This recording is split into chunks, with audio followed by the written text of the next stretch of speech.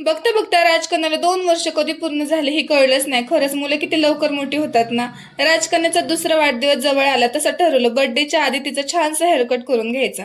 आणि राजकन्याच्या पप्पांना सुद्धा आज सुट्टी होती, त्यामुळे मग आम्ही तिला घेऊन सलूनला निघालो.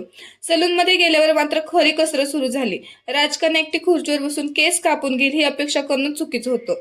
त्यामुळे तिच्या पप्पांना तिला घेऊन बसावं लागलं. सुरुवातीला ती अगदी शांत बसली होती, पण ती शांतता फार वेळ टिकणारी नव्हती. काही मिनिटातच तिने धिंगाणा सुरू केला.